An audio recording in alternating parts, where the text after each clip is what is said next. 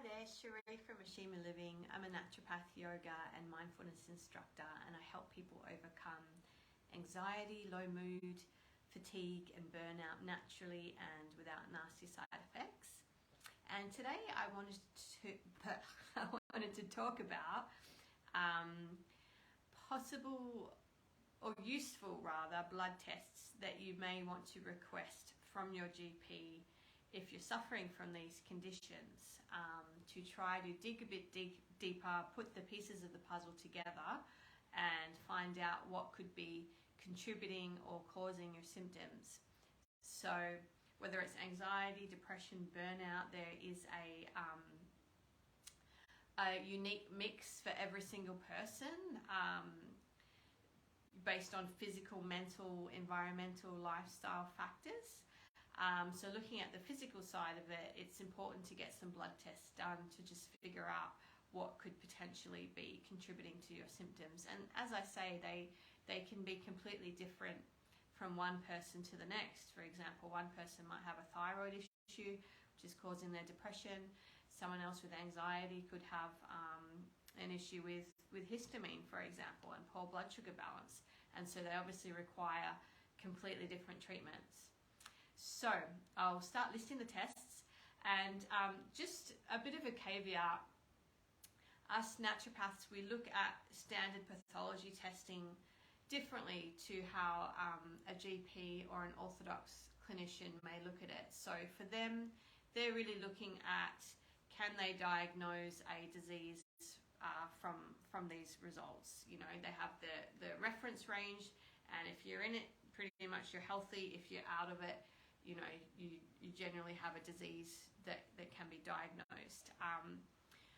We are looking at it a bit differently in the sense that we're looking not just, are you in or out, where are you in the range? Are you closer to an optimal number versus a not as optimal number? For example, your iron, you could be technically in range but on the lower side.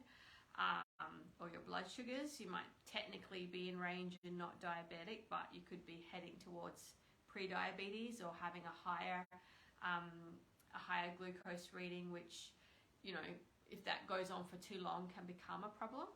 And we're also looking for this, what I call the story or the nuance in the test results. Are we seeing patterns of inflammation, or, you know, the first inklings of cardiometabolic disease or autoimmune issues, for example? So we are looking at it a little bit more differently. We also have access to other tests that can be done privately, functional tests, that can give us different data and different information that's also really useful.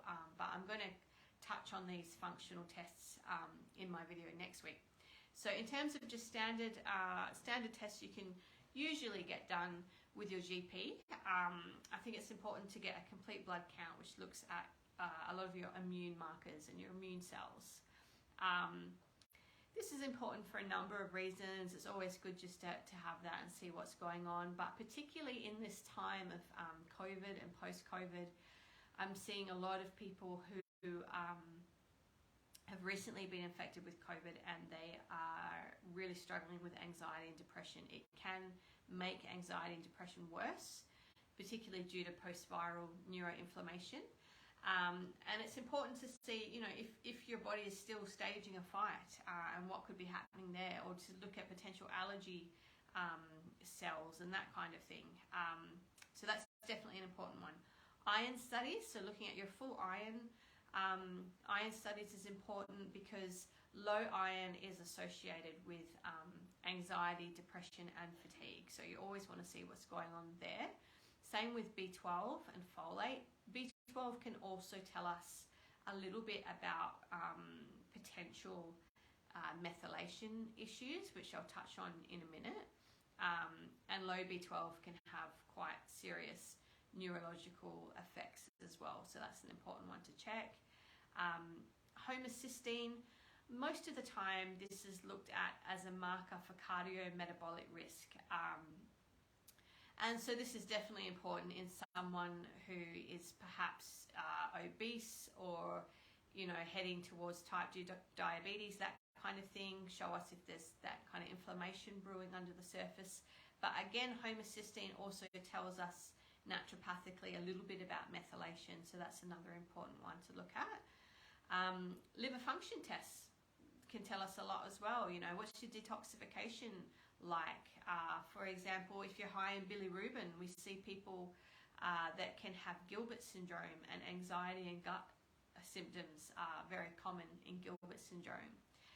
We can see if there's inflammation, that kind of thing happening as well with the liver function test.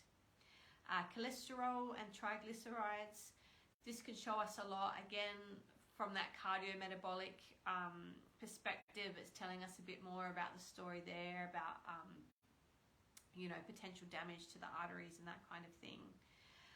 Female hormones, I like to do this one with women because a lot of mental health issues can be related to hormones, and it's important to look at estrogen, especially how much estrogen is there. Are you detoxifying estrogen well? A lot of conditions that have what we term as estrogen dominance also have mental health symptoms associated with them, particularly things like PMDD, premenstrual dysphoric disorder. So if you get a really, really low mood or other mental health symptoms before your period, if you're going through perimenopause, it's important to look at as well. So that's definitely one I recommend. HSCRP, so this is highly sensitive C-reactive protein. This is an inflammation marker. And this is useful, again, if we're trying to get a bit of a hint of if there's inflammation brewing under the surface, because it's widely recognized in the scientific literature now that neuroinflammation is often a key driver behind depression in particular. So, and to some extent anxiety. So we want to have a look what's going on there. Sometimes I request ANA, which is anti-nuclear antibody, and particularly if someone's got a lot of symptoms where I'm suspecting maybe the early stages of an autoimmune disease if they haven't been diagnosed yet. So perhaps chronic fatigue, fevers, joint pain, skin issues, like a whole range of multi-system symptoms. It can be useful to look at this and see, okay, is there, because it's an autoimmune marker, it can be an autoimmune marker. So just having a look at that as well. Thyroid is so important.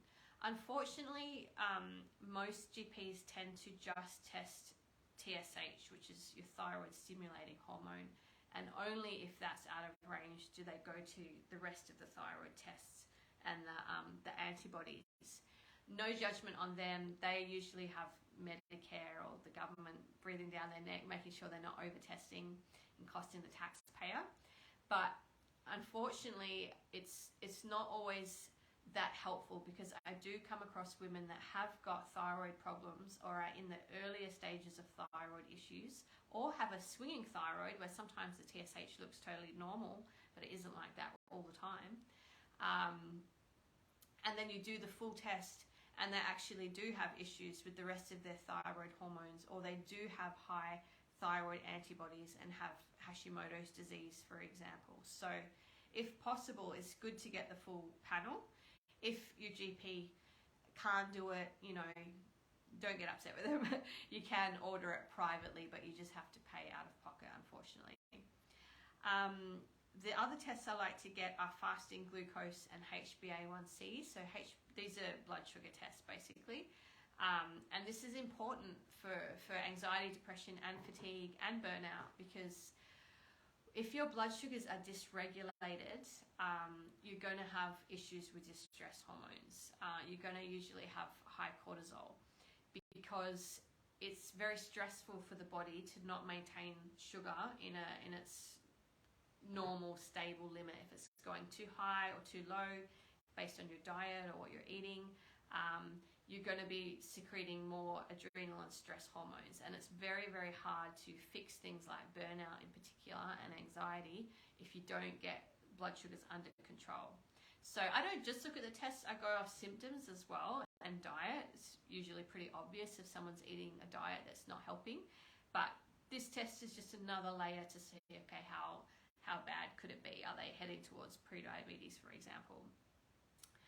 And then the other tests, which are not that common, and not all GPs will do them, but I like to write a referral letter and explain why I'm requesting these tests, because from a GP perspective, they don't necessarily look at these markers very often, unless they're looking at, say, Wilson's disease or something. But from a mental health perspective, it's really important to look at serum copper, plasma zinc, ceruloplasmin, and whole blood histamine. So histamine, first of all, because it's not just to do with allergy. Histamine is a neurotransmitter, and high histamine can definitely cause anxiety and is associated with a lot of estrogen-dominant conditions that I see as well. But also histamine, along with the copper, zinc, and ceruloplasmin, tells us a bit about if you're what we call an under or an over methylator. So methylation, I won't explain exactly what methylation is, it's a big subject, but basically there are people with slight genetic differences, which means they metabolize nutrients differently, which can have effects on mental health. So if you're an under-methylator, that can lead to different symptoms, particularly depression, OCD, that kind of thing. If you're an over-methylator, that can lead to other conditions, particularly anxiety. And these tests help us work out if you're under or over methylated. Zinc and copper on its own is important anyway, because I see in anxiety a lot, low zinc, high copper. One of the symptoms of high copper is a racing mind, and excess copper will cause excess noradrenaline. So you'll have that really kind of keyed up, anxious state when you've got excess copper. And low zinc often means that because zinc and copper are antagonistic, you don't have enough zinc to block that copper absorption. And low zinc is important because this is a key nutrient for neurotransmitters. So also with depression, if you've got low zinc, it's very hard to make serotonin and other neurotransmitters that you need for mood. And interestingly, there is a correlation between low zinc, high copper, and those estrogen-dominant conditions that I mentioned that also go hand in hand with mood problems. So I hope this wasn't too overwhelming. I know it's a lot, but like I say, if you're wanting to overcome these problems, it is important that you dig a little bit deeper and you look for these root causes and root contributing factors so that you can put the unique pieces of the puzzle together, and then treat the actual underlying causes of your problem instead of taking a blanket band-aid approach. This is by far the most successful approach. As I mentioned, next week I'll talk about some functional tests, which are specialized tests that you can get done that look at different things that can be really useful, things like hair tissue mineral analysis, stool testing, different tests for the gut, because there's a huge correlation between gut health and mental health issues as well. So I'll touch on those next week. And I do offer free 30-minute intro naturopathic consultations via phone or online video. So these include a comprehensive health questionnaire and can help kind of pinpoint the areas you might want to start looking into to uncover some of the potential causes of your symptoms and the best types of things that might help you naturally speaking as well. So if you want one of those, I'm going to try and link it to this video. Otherwise, there should be a link on my Facebook page, or just send me a DM and I can send it to you as well. All right, thanks for watching, and I will see you next week.